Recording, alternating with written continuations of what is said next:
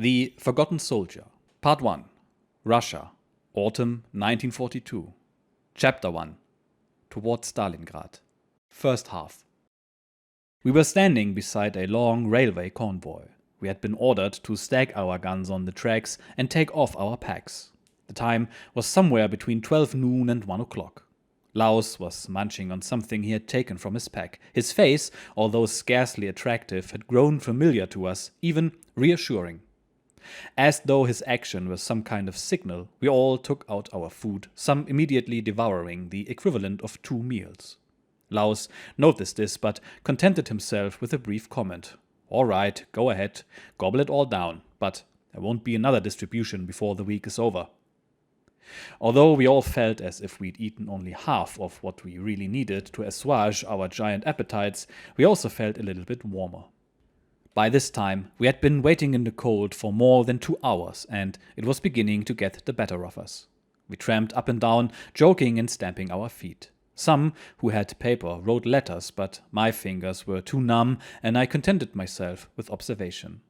Trains loaded with war material were continuously passing through the station, which had turned into a vast bottleneck, with cars backed up for at least 600 yards. Everything seemed very badly organized, with convoys moving out only to be shuttled onto other sections of track where other companies brought from God knows where were being kept waiting as we were. People were always moving out of the way to let a train go by, only to see it a few minutes later headed in the opposite direction. What a mess. The train we were leaning against seemed to have been immobilized for eternity. Perhaps it would have been better if it had never left. To give myself some exercise, I hoisted myself up as high as the air holes in the carriages. Instead of cattle, the train was filled with munitions. By this time, we'd been in the station for 4 hours and felt frozen. It grew colder as it grew dark, and to kill time, we plunged once more into our provisions. Although it was already quite dark, traffic continued, dimly lit. Laus was beginning to look as though he had had enough. With his cap pulled down over his ears and his collar turned up, he was tramping up and down for warmth. He must have covered at least 10 miles. We had formed a small group of friends from Chemnitz, which wasn't to break up until much later.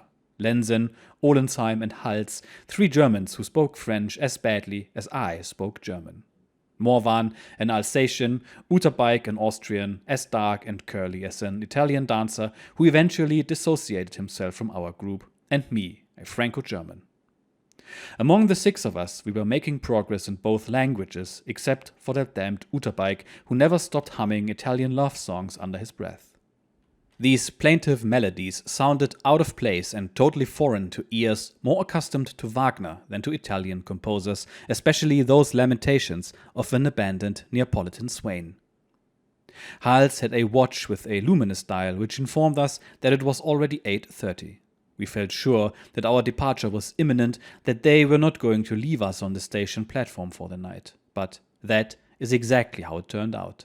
After another hour, several men unpacked sleeping rolls and stretched out as best they could, if possible, on some raised surface for a little protection from the damp. Some even had the temerity to sleep under the train, hoping that it wouldn't start rolling. Our sergeant had settled on a pile of railway baggage and lit a cigarette. He looked worn out. We simply couldn't accept the idea of a night out of doors. It seemed impossible that we would be left where we were. We knew that the departure whistle would blow soon and that all the idiots who hadn't had the patience to wait would have a fine time packing up their bedrolls in a hurry. As it turned out, we would have done better to imitate them and gain 2 hours sleep. 2 hours later, we were still sitting on the cold stones of the roadbed. It was growing steadily colder, and a fine rain had begun to fall. Our sergeant was busy building himself a shelter with the railway baggage, not at all a bad idea. When he covered this over with his waterproof sheet, he was completely sheltered. What an old fox. We now felt compelled to find ourselves some shelter too. We couldn't move too far from our weapons, but we left them nonetheless with their barrels in the air open to the rain, expecting a royal dressing down later on. The best places, of course, were taken by this time, and the only thing we could think of was to shelter beneath the railway cars. It had certainly occurred to us to try to get inside, but the doors were held shut with wire cables. Full of complaints, we crawled into our disquieting and altogether relative shelter. The rain blew in sideways after us, and we were furious. Later on, this anger made me laugh. As best we could, we arranged some degrees of shelter from the rain. This was my first night in the open air, and needless to say, I never shut my eyes for more than 15 minutes at a time. I can remember long periods of staring at the huge axle that served as a roof of my bed. Through my exhaustion, it often seemed to be shifting, as if the train were about to move. I would wake with a start to find that nothing had changed, fall back again into a half-sleep, only to be startled back into wakefulness once again. At the first glimmer of daylight, we left this chance resting place, stiff and numb, looking like a gang of disinterred corpses. We fell in at 8 o'clock and marched to the embarkation platform. Hals remarked several times that we could perfectly well have spent another night at the castle. None of us, as yet, had any idea of the dispiriting necessities of military life in wartime. This had been our first night out of doors, but we were destined to spend many others which were far worse. For the moment, we were train guards. Our company had been divided among 3 long convoys of military materiel, 2 or 3 to a car. I found myself with Hals and Lenzen on a flat car which carried airplane wings marked with a black cross and other parts covered by canvas. These were supplies destined for the Luftwaffe. According to the inscriptions we had been able to read, they came from Ratisbon and were going to Minsk. Minsk, Russia. Our mouths suddenly went dry. We were pursued by bad luck. We were stuck on an open car, the rain had turned to snow, the unbearable cold was intensified by the motion of the train. After due consideration, we ducked under the tarpaulin which covered a large DO-17 engine. This maneuver cut the wind, and by clinging together we managed to achieve a semblance of warmth. We stayed there a good hour, roaring with laughter over nothing. The train was rolling along, and we hadn't the slightest idea what was happening outdoors. From time to time, we could hear trains going in the other direction. All of a sudden, Lenzen thought he heard a voice shouting above the noise of the wheels. Carefully, he stuck his head out of shelter. "It's Laus," he said calmly, turning back to us and pulling the canvas down again. 10 seconds later, the canvas was ripped back to reveal the sergeant fuming with rage at the sight of our 3 happy faces. Laus, wearing a helmet and gloves, looked very much on the job. His face and coat were powdered with snow like the rest of the train, whose long profile joggled and swayed behind him. The air rang with a loud "Achtung!" but the spasmodic motion of the train prevented the order from being executed with its customary stiff precision. The scene which followed was worthy of burlesque. I can still see that great teddy bear Hals swaying from right to left as he tried to maintain a rigid posture. As for me, my long coat had caught on one of the numerous sections of airplane engine, which made it impossible for me to straighten up. Laus was no better than we were at maintaining a dignified attitude. Finally, beside himself with exasperation, he braced himself with one knee against the floor. We followed his example, and from a certain distance we might have been taken for a quartet of conspirators whispering secrets.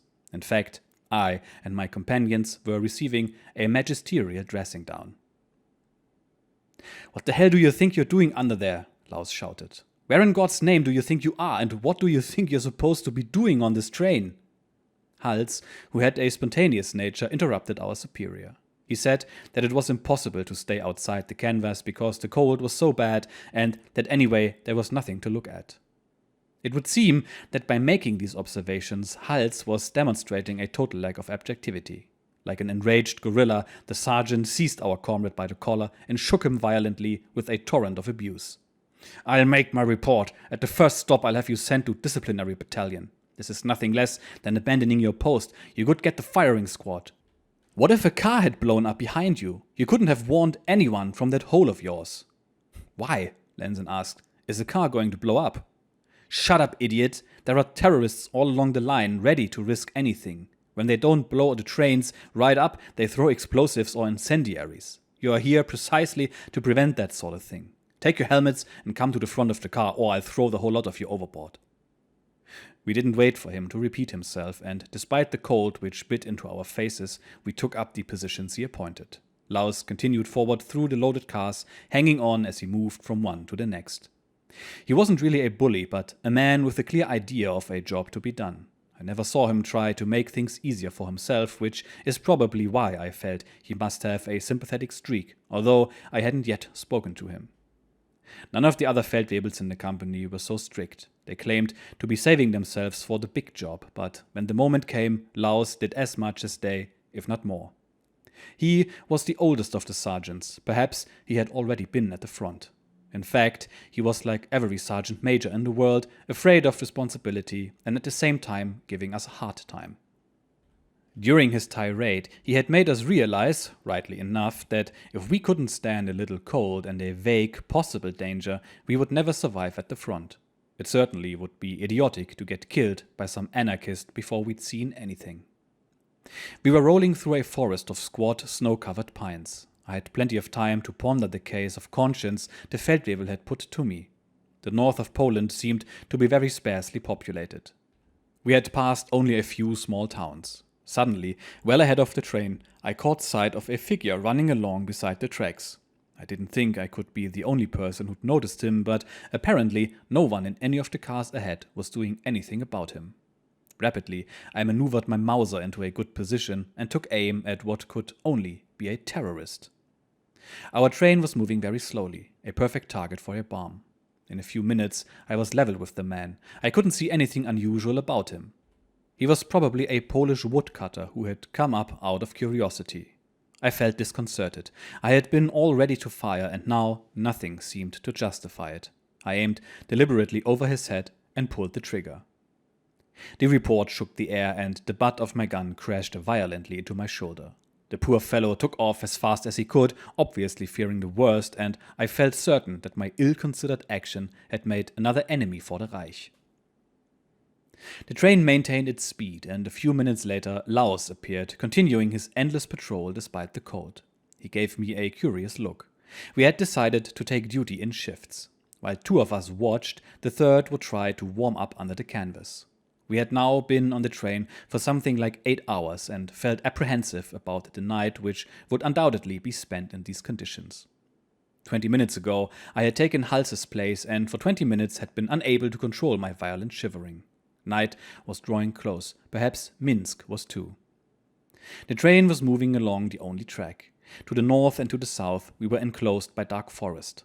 For the last quarter of an hour, the train had been accelerating, which would undoubtedly result in our deaths by freezing. We had also consumed a large part of our rations to keep warm. Suddenly, the train slowed down. The brake blocks grated against the wheels and the couplings shook violently.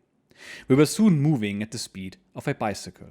I saw the front of the train turn to the right. We were diverting onto a secondary track. The train moved forward for another 5 minutes and then stopped. 2 officers had jumped down from one of the front cars and were walking back. Laus and 2 other non-coms went out to meet them. They conferred for a moment but didn't tell us anything. All along the train, people were looking out. The forest seemed a likely haven for terrorists. Our train had been standing still for several minutes when we heard the distant sound of wheels. We were walking up and down trying to warm ourselves up when a blast from a whistle accompanied by gestures indicated that we should return to our post at once. A locomotive appeared in the distance on the track we had just left. It was entirely blocked out. What I saw next froze me with horror. I wish I were a writer of genius so that I could do justice to the vision which appeared before us. First, we saw a car loaded with railway materials pushed along in front of the locomotive and hiding its dim lights. Then came the smoking locomotive, its tender, and a closed car with a hole in its roof to accommodate a short length of smoking pipe, probably the train kitchen. Behind this, another car with high railings carried armed German soldiers. A twin-mounted machine gun covered the rest of the train, which consisted simply of open flat cars like ours, but loaded with a very different kind of freight. The first one of these to pass my uncomprehending eyes seemed to be carrying a confused heap of objects which only gradually became recognizable as human bodies. Directly behind this heap, other people were clinging together, crouching or standing. Each car was full to the bursting point. One of us, more informed than the others, told us in 2 words what we were looking at. Russian prisoners. I thought I had recognized the brown coats I had seen once before near the castle, but it was really too dark to be sure. Hals looked at me. Except for the burning red spots made by the cold, his face was as white as a sheet. "Did you see that?" he whispered.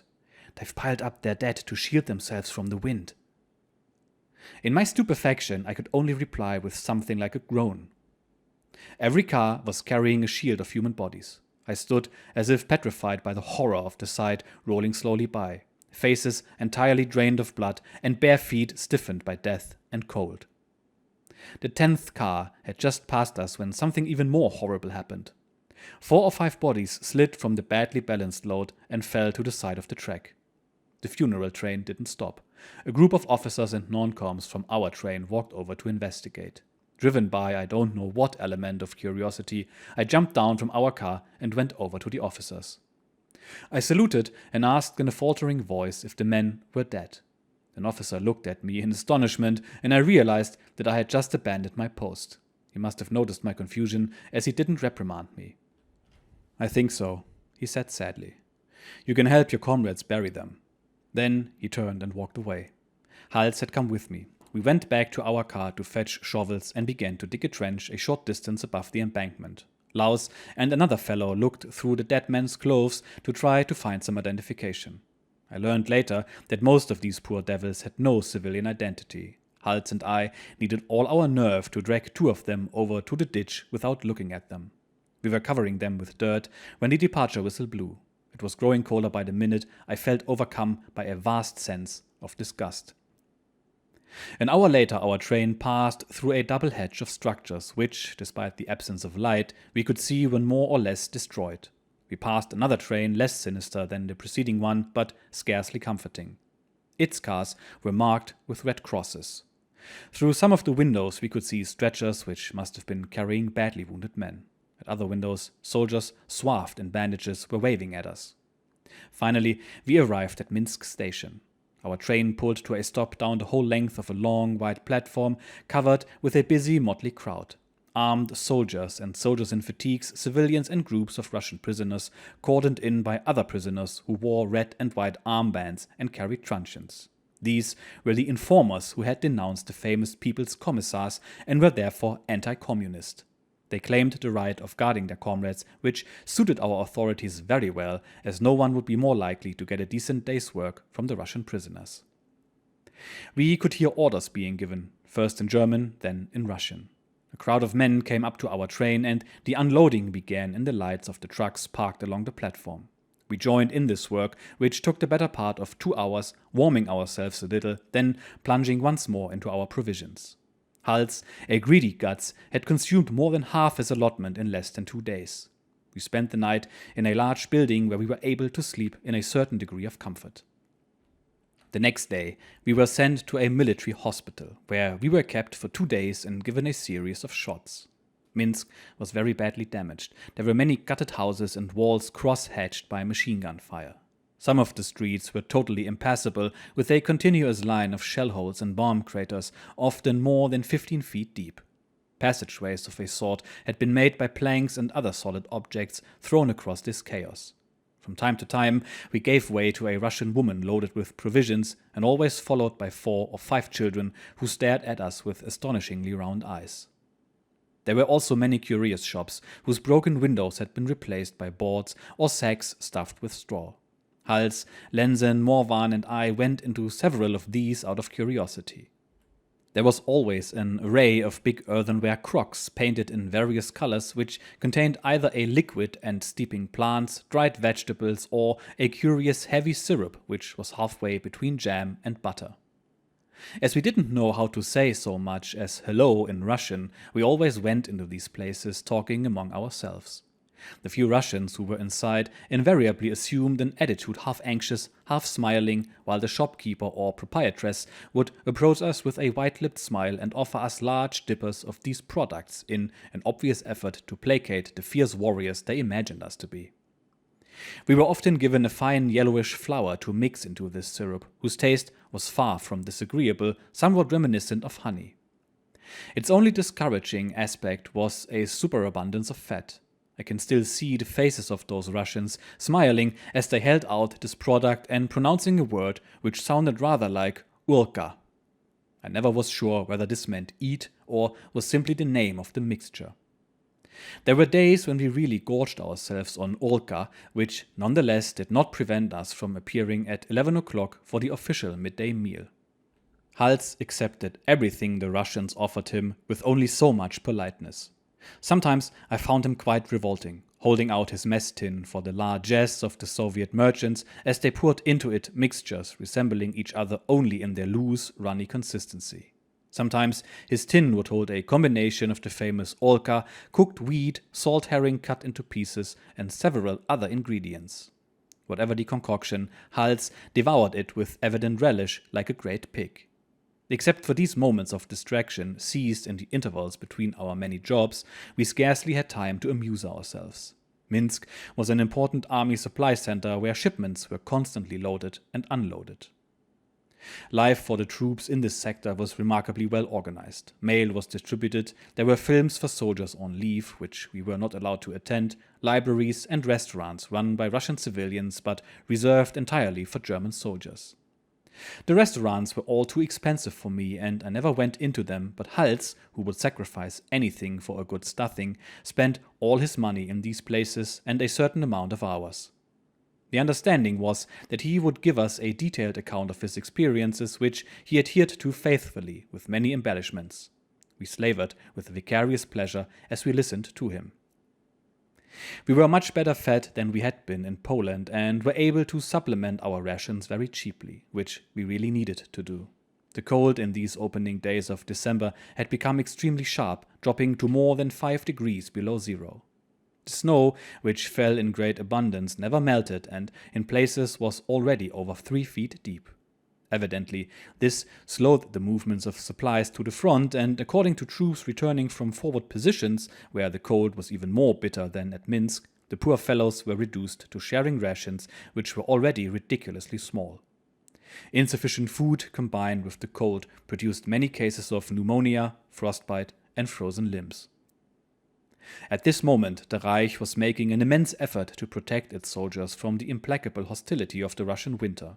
At Minsk, Kovno, and Kiev, there were enormous stores of blankets, special winter clothing made of sheepskin, overshoes with thick insulating soles and uppers of matted hair, gloves, hoods of double catskin, and portable heaters which operated equally well on gasoline, oil, or solidified alcohol, mountains of rations and specially conditioned boxes, and thousands of other necessities. It was our duty, as convoy troops of the Rollbahn, to deliver all of this to the front lines, where the combat troops were desperately awaiting us. We made superhuman efforts, and yet they were not enough. The punishment we suffered not at the hands of the Russian army, which until that moment had done almost nothing except retreat, but from the cold, is almost beyond the powers of description. Outside the great towns, there had not yet been time to repair the damaged roads. Few and far between to begin with, or to open others. While our unit was doing its autumn gymnastics, the Wehrmacht, after an extraordinary advance, had marched itself and its supplies into an unbelievable quagmire. Then the first frosts had solidified the monstrous ruts leading to the east. Our machines had suffered enormously on these roads, which in fact were passable only for wagons, but the hardening of the soil had temporarily allowed the provisioning of the troops. The winter poured down its tons of snow across the immensity of Russia, once again paralyzing traffic. That is the point we had reached in December 1942. We shoveled away snow so that our trucks could move forward 15 or 20 miles in the morning, only to find our efforts covered over again the same day. The earth beneath the snow was a sinister relief of bumps and potholes, which we tampered down and blew up. In the evenings, we scrambled to find shelter for the night. Sometimes this would be a hut filled out by engineers, sometimes an isba or any house we could find. We often crowded more than 50 men into a hut intended for a couple and 2 children. The most desired accommodations were the big tents especially designed for Russia. They were tall and pointed, like teepees, weatherproofed and planned for 9 men. There were rarely fewer than 20, and even that there weren't enough tents. Luckily, we had raided our stores of food because of the cold, and with enough to eat, we were able to keep going reasonably well. Some of us began to crawl with vermin, as we were only rarely able to wash, and when we returned to Minsk, our first duty was to pass through disinfection. I was beginning to feel that I'd had more than enough of Holy Russia and of truck driving. Like everybody else, I was afraid of the idea of being under fire, but I was also beginning to long to use the Mauser, which I had been dragging around with me for what seemed like an eternity, without ever being the slightest use. I felt that somehow firing at something would avenge me for my sufferings from the cold and from my blisters. My hands were badly blistered from shoveling, and my woolen gloves were already full of holes, exposing the tops of my icy fingers. My hands and feet felt the cold so sharply that it sometimes seemed as if the pain were stabbing me in the heart. The thermometer remained around 5 degrees below zero. We were now billeted some 15 miles north of Minsk, guarding a huge parking depot for military vehicles. We occupied the 7 or 8 houses in the hamlet, leaving only one, the largest, occupied by a Russian family. Their name was Roski. They had 2 daughters and claimed to have originally come from the Crimea, which they spoke of with nostalgia. They ran a kind of canteen where we could buy food and drink from our own pockets and find a few companions with whom to kill time. The snow had stopped, but the cold was growing steadily more intense. One evening, after our company had been in the hamlet for about a week, I was scheduled for 2 hours of guard duty. I crossed the huge parking lot where 500 or more vehicles of every description were half buried in snow. I had been feeling apprehensive all day at the prospect of walking across this space at night. It would be so easy for partisans to hide between the cars and shoot us as we went by. But I had gradually persuaded myself that the war, if it existed at all, was really taking place somewhere else.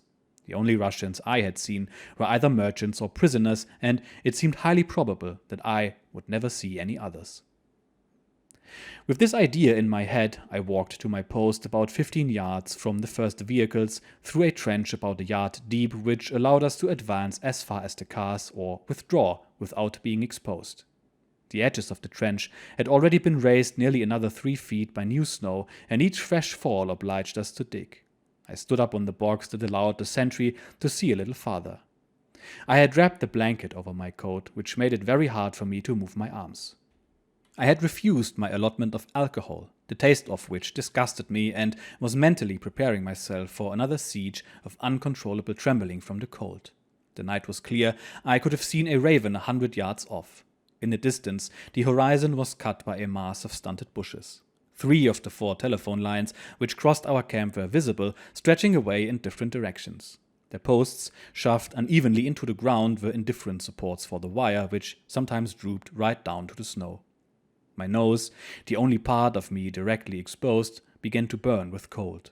I had pulled my cap down as far as I could, so that my forehead and part of my cheeks were covered. Over this, I wore the helmet required for guard duty. The turned-up collar of the pullover my parents had sent me overlapped the edge of my cap and the back of my head. From time to time, I looked at the expanse of machinery I was guarding and wondered what we would do if we had to move it all in a hurry. The engines must have reached a state of magnificent solidity. I had been at my post for a good hour when suddenly a silhouette appeared at the edge of the parking lot. I threw myself down into the bottom of my hole. Before extracting my hands from the depths of my pockets, I risked another look over my parapet. The silhouette was advancing towards me. It must be one of our men making the rounds, but supposing it was a Bolshevik. Grunting with the effort, I pulled my hands from their shelter and grabbed my gun. The breech, sticky with frost, bit into my fingers as I maneuvered my weapon into firing position and shouted out, "Wer da?" I got back a reasonable reply, and my bullet remained in the gun. All the same, I had been prudent to take these elementary precautions. It was an officer going his rounds. I saluted. "Everything all right?" "Yes, Lieutenant." "Fine. Well, Happy Christmas." "What? Is it Christmas?" "Yes, look over there." He pointed at the Roski's house. The roof, loaded with snow, sloped down to ground level. The narrow windows were shining far more brightly than blackout regulations usually permitted, and in their light I could see the swiftly moving silhouettes of my comrades. A few moments later, a tall flame burst from an enormous woodpile which must have been soaked with gasoline. A song supported by 300 voices ascended slowly into the stillness of the frozen night. O Weihnacht, O stille Nacht.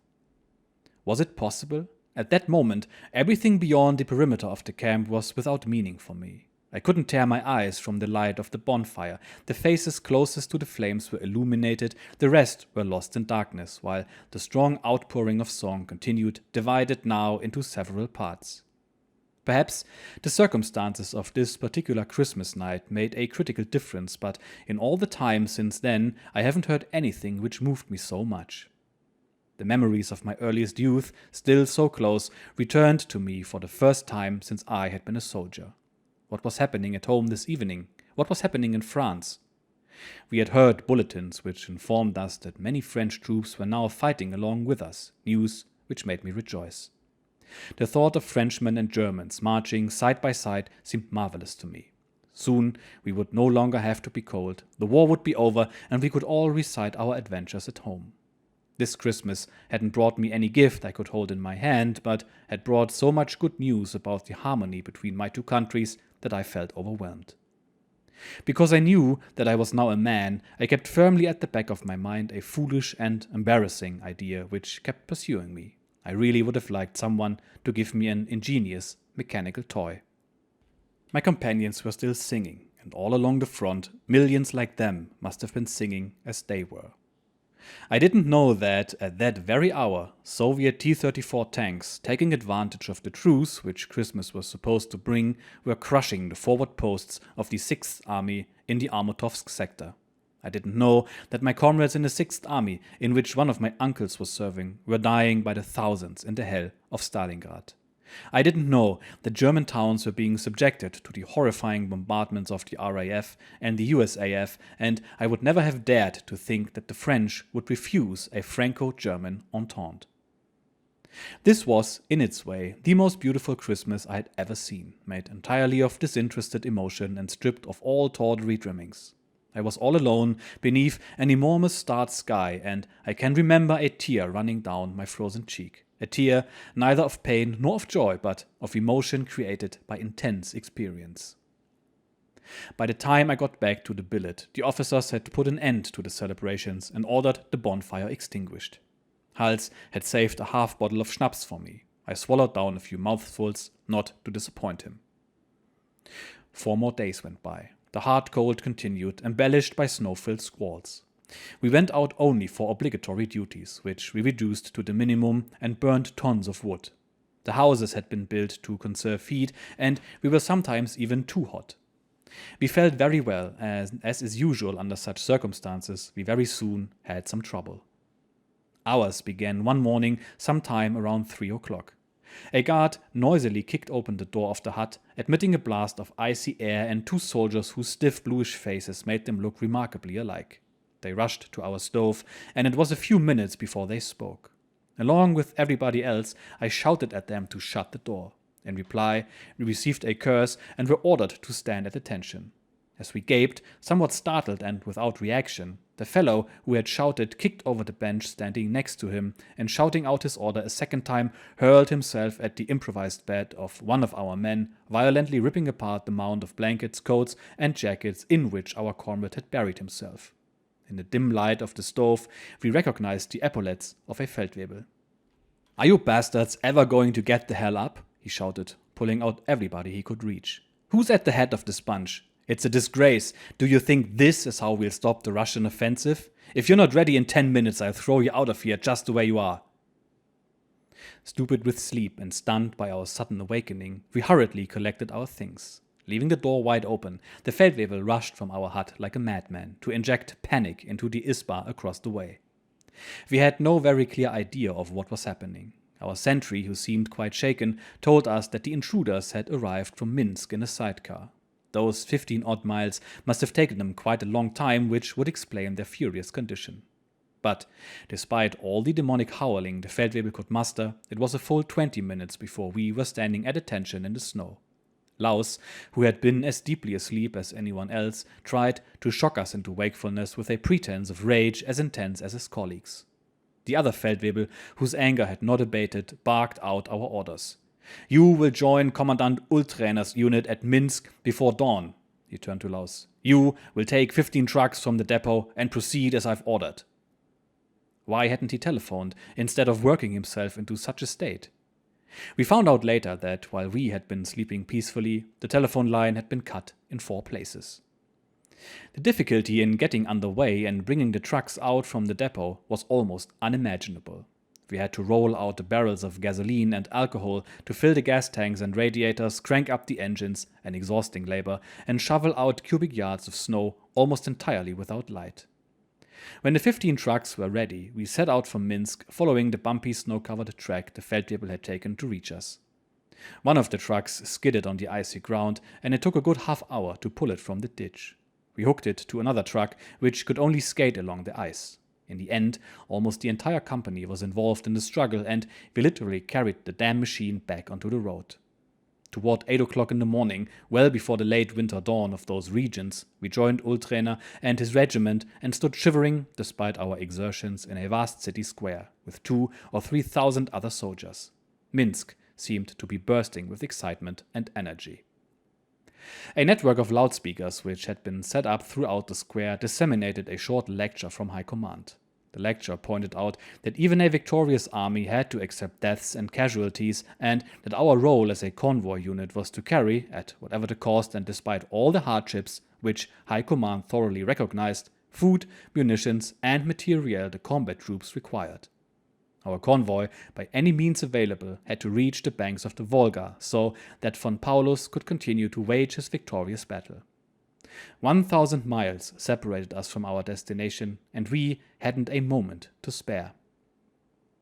We left after the midday meal. I found myself separated from my closest friends aboard a 5.5-ton DKW loaded with heavy automatic weapons. The road leaving the city was well plowed, and we rolled along at a brisk pace. There must have been road gangs working around the clock. The snowbanks on either side of the road were nearly 12 feet high. We passed a signpost bristling with pointers. On the sign indicating the road we took, I read, Nach Pripyat, Kiev, Dnieper, Charkov, Dnipropetrovsk. Our troops had rounded up everyone capable of holding a shovel, and we were able to cover nearly 100 miles in good time. We soon reached the summit of a hill from which we could see the immensity of the Ukraine stretching into the distance under a yellowish-grey sky. The 10 or 12 vehicles ahead of us had suffered a serious reduction in speed. Ahead of them, a company of soldiers were busily engaged in moving snow. A heavy truck was pushing a sled fitted with a kind of ventilator which blew out the snow in all directions. Beyond lay an infinity of immaculate snow nearly 3 feet deep. Heavy snowfalls buried the road so completely after the passage of each convoy that we needed a compass to dig it out again. Our commanding officer and his non-coms had walked a short distance out onto the unswept snow, sinking in over the tops of their boots, and were scanning the horizon, wondering how they could possibly proceed through all that soggy cotton. Inside our DKW, with all the windows shut, I and my traveling companion were relishing the warmth of our running engine. But soon they were ordering us out of our machines and distributing snow shovels. As there weren't enough to go around, our non-coms told us to use anything we could lay our hands on. I saw men digging with boards, helmets, big serving platters, and so on. With 2 other fellows, I was pushing against the tailgate of a truck which we had detached, hoping to use it as a crude sort of snowplow. The blast of a Feldwebel's whistle interrupted our disorganized labor. "What do you think you're proving over there? Come along with me. We'll go and round up some manpower. Bring your guns." I felt a surge of jubilation, which I kept well hidden, as I inwardly thanked the idiots who had devised our hopeless procedure. I preferred almost anything to shoveling snow. We followed the Feldwebel. I had no idea where he hoped to find more manpower. We had only passed 2 deserted villages since leaving Minsk. With our guns slung, our little group split off from the track the trucks had traced in the snow and headed north. We sank in over our knees with every step, which made progress extremely difficult. For 10 minutes, I did my best to follow the Feldwebel, who was about 15 feet ahead of me. I was gasping for breath, and I could feel the sweat beginning to trickle down my spine under the heavy cloth of my coat. My breath projected long streams of vapor, which vanished instantly in the icy air. I kept my eyes glued to the Feldwebel's deep footprints, trying to step exactly into them, but as he was bigger than I, this meant that every step was a leap. I deliberately avoided looking at the horizon, which seemed so far away. A thin screen of birches soon hid the convoy from us. Ludicrous in our smallness, we continued forward into the immensity of white. I was beginning to wonder where our non-com thought he would find his famous manpower. We'd been exhausting ourselves in this way for nearly an hour. Suddenly, in the absolute quiet, we heard a rumbling sound which was growing steadily louder. We stopped. Our sergeant limited himself to the observation that we hadn't much further to go and then added that it was a pity we would miss this one. I didn't really understand what he was talking about, but the noise was becoming increasingly clear. To our left, I caught sight of a black line stretching across the snow. A train. We were approaching a railway line. I still didn't see what a train could do for us. Would they take our cargoes on board? The train was going by very slowly, about 500 yards ahead of us. It was extremely long, a line of black broken at intervals by one of the 5 locomotives, spewing out impressive clouds of white vapor which vanished almost instantly as if by magic. The train must have had a special mechanism for snow disposal. 15 minutes later, we reached the tracks. A lot of supply trains go through here, the Feldwebel said. Most of the cars carry materiel, but there are usually a few passenger cars for Russian civilians. We'll stop one of them and collect some Russian labor. Finally, I understood. All we had to do now was wait. We tramped briskly up and down the tracks, trying to keep warm. However, it felt as if the temperature had risen somewhat, as if by now it might be up to 15 degrees, which indicates the astonishing degree to which we had grown accustomed to 0 temperatures. The cold, as we waited for the next train, seemed quite bearable. Soldiers wearing only pullovers were shoveling snow and streaming with sweat. I've never met anyone better able to stand punishment, whether from cold or heat or anything else, than the Germans. Each Russian I saw was more frozen than the last, but I certainly could not feel superior on that account. Life in Russia for me was a perpetual shivering fit. The first train passed by without even slowing down. Our Feldwebel, who had outdone himself in his efforts to stop it, was furious. Soldiers shouted to us from the train that their orders were not to stop for any reason whatsoever. Extremely irritated, we walked on in the direction of the train which had passed us. At all events, the road must be parallel to the tracks. We would only have to make a right-angle turn to find our company again. The difficulty was that we were far from the kitchen and the hour for the distribution of food must have come and gone. I had 2 pieces of rye bread in my coat pockets, but I didn't want to take them out for fear of having to share them. The 2 soldiers with whom I had been shoveling snow must have known each other for some time. They were deep in conversation and had stuck together ever since we'd left the convoy. Our non-com was walking ahead of us by himself, and I tried to catch up with him. By now, we had been walking for some time. The tracks were sunk between 2 banks which supported a thin growth of scrubby brush. They extended straight ahead into an indefinite distance. If a train came along, we would be able to see it for at least 5 miles. The scrub on the banks at this point was growing more thickly and extending a greater distance from the tracks. It was now some 3 hours since we had left our company. Everything stood out clearly against the snow. For some moments now, I had been staring at the black shape about 500 yards away. 10 minutes later, we could see that it was a hut. Our Feldwebel was walking toward it. It must be a shelter for railway workers. The Feldwebel raised his voice. "Hurry up! We'll wait in that shelter over there." It didn't seem a bad idea. We had regrouped, and a young fellow covered with freckles, one of my snow-shoveling companions, was joking with his friend. We were making our way toward the hut when a violent burst of sound struck my ears. At the same moment, I saw, to the right of the hut, a light puff of white smoke. Utterly astounded, I looked around at my companions. The Feldwebel had flung himself down on the ground like a goalie onto a ball and was loading his automatic. The fellow with the freckles was staggering toward me with enormous eyes and a curious, stupefied expression. When he was about 6 feet from me, he fell to his knees. His mouth opened as if he wanted to shout, but no sound came, and he toppled over backward.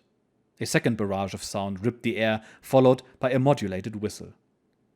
Without thinking, I threw myself flat on the snow.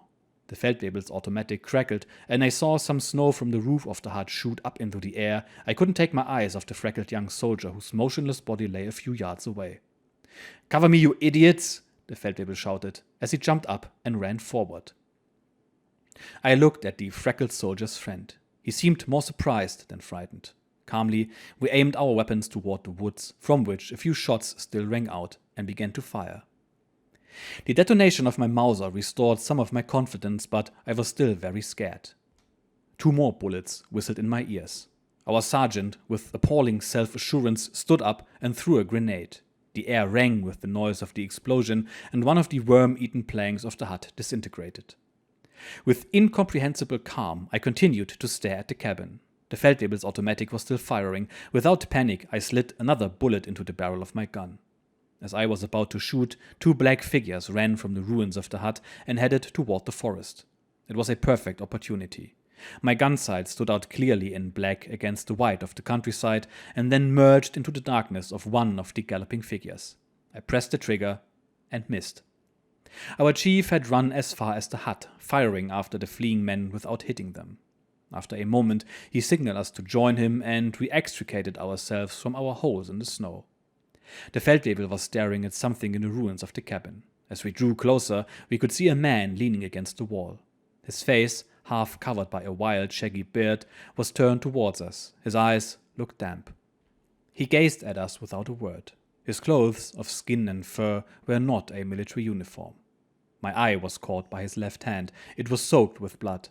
More blood was running from his collar. I felt a twinge of unease for him. The Feldwebel's voice brought me back to reality. "Partisan!" he shouted. "Heini, you know what you're going to get." He pointed his gun at the Russian, who seemed frightened and rolled farther back into the corner. I, too, recoiled, but our non-com was already putting his automatic back in its holster. "You take care of him," he ordered, waving toward the wounded man. We carried the partisan outside. He groaned and said something unintelligible. The sound of an approaching train was growing steadily louder. This one, however, was returning to the rear. We managed to stop it. 3 soldiers wrapped in heavy reindeer skin coats jumped from the first carriage. One of them was a lieutenant, and we snapped to attention. "What in God's name do you think you're doing?" he barked. "Why did you stop us?" Our non-com explained that we were looking for labor.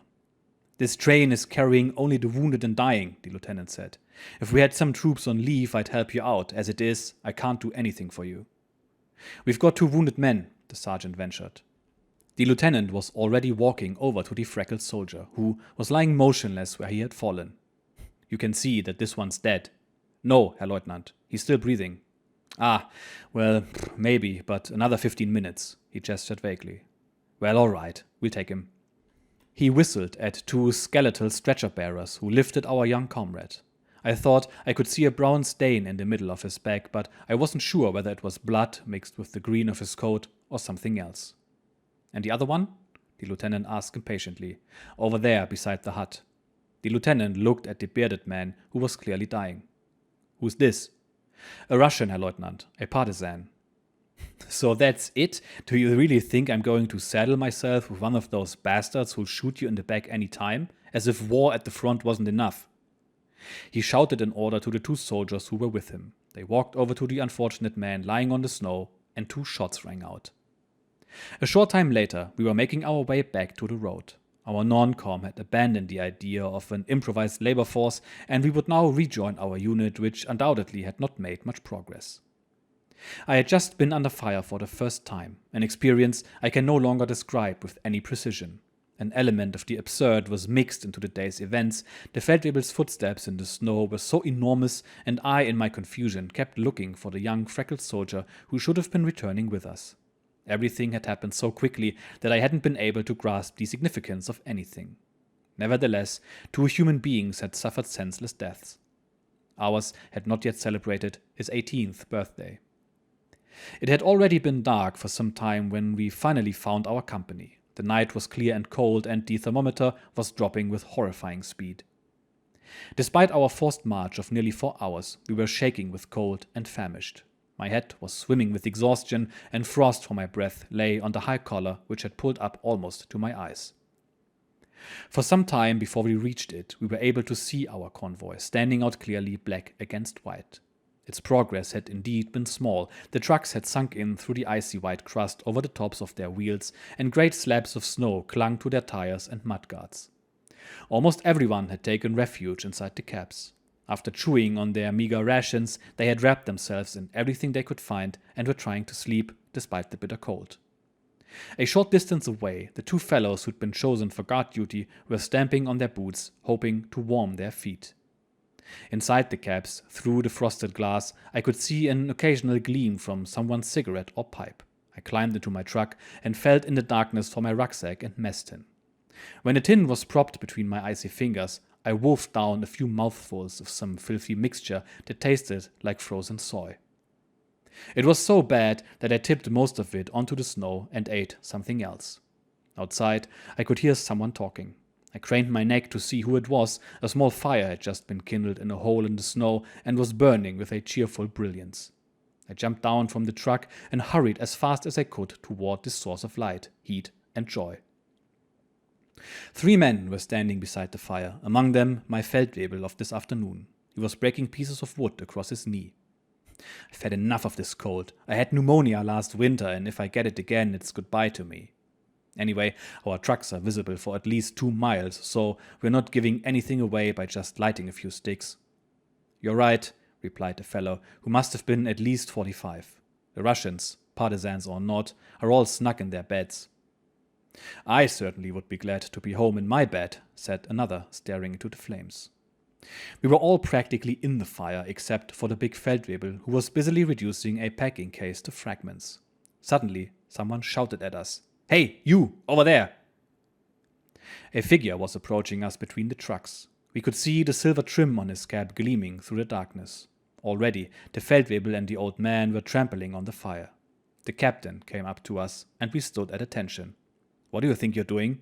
You must have lost your minds. Don't you know the orders? Since you've come out to watch round the campfire, you can pick up your guns and make a nice patrol of the neighborhood. Your festivities have undoubtedly attracted a few guests. Now it's up to you to find them. Buy 2s until we leave, understood? It was the last straw. With death in my soul, I went off to look for my damned gun. I was on the point of collapse from hunger, exhaustion, cold, and God knows what else. I would certainly never have the strength to spend the night slogging through the horrible snow whose frozen crust covered more than 2 feet of white powder, into which I sank over the tops of my boots. I was filled with rage, which I couldn't express. Exhaustion prevented reaction. I returned to my companions in misfortune as best I could. The Feldwebel decided that the fellow who was pushing 50 and myself should take the first patrol. We'll relieve you in 2 hours, which will be easier for you. I've never understood why, but I had the distinct impression that the miserable cur had purposely put me with the old man. No doubt he preferred the other fellow as a companion, 25 years old and strongly built, to a scrawny 17 or an old man.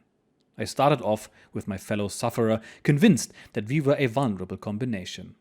After the first few steps I tripped and fell down full length onto the snow, scraping my hands against the hard icy crust. As I was pulling myself up, I was scarcely able to contain a paroxysm of tears. The old man was a decent sort. He too seemed to have had about enough. Did you hurt yourself? He asked in a paternal tone. Merde, I replied. He said nothing. Pulling his collar a little higher against his head, he let me get in front of him. I didn't really know where we were supposed to be going, but that was unimportant. What I knew beyond a doubt was that I would double back as soon as the black mass of the convoy was out of sight, and despite my exhaustion, I managed to put a considerable distance between myself and the old man. I moved forward nervously, breathing as little as possible, as the icy air burned my nose. But after a moment, I couldn't go on. My knees trembled, and I dissolved in tears. I could no longer grasp anything that was happening to me.